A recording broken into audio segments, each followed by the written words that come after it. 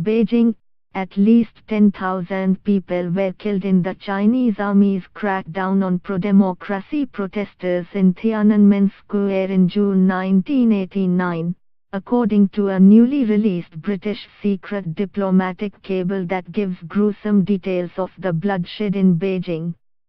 Minimum estimate of civilian dead 10,000, the then British Ambassador Alan Donald said in a telegram to London. The document, made public more than 28 years after the event, was seen by FP at Britain's National Archives.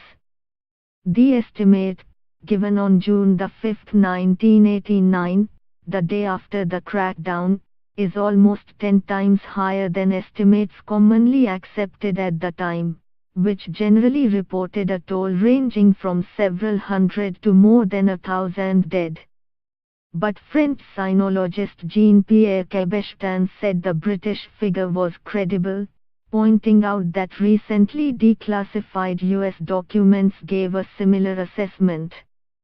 That's two pretty independent sources which say the same thing, said Cabestan, a professor at Hong Kong Baptist University. The British ambassador's report was not particularly astonishing considering how crowded it was in Beijing, the number of people mobilized against the Chinese government, said Cabestan, who was in the Chinese capital in the days leading up to the crackdown.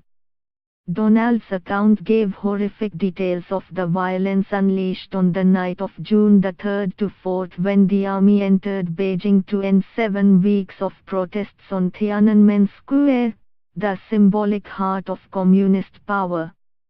During their advance, armored personnel carriers opened fire on the crowd, both civilians and soldiers, before running over them in their RPCs, wrote the ambassador, who said his source was a person who was passing on information given him by a close friend who is currently a member of the State Council, the Chinese cabinet.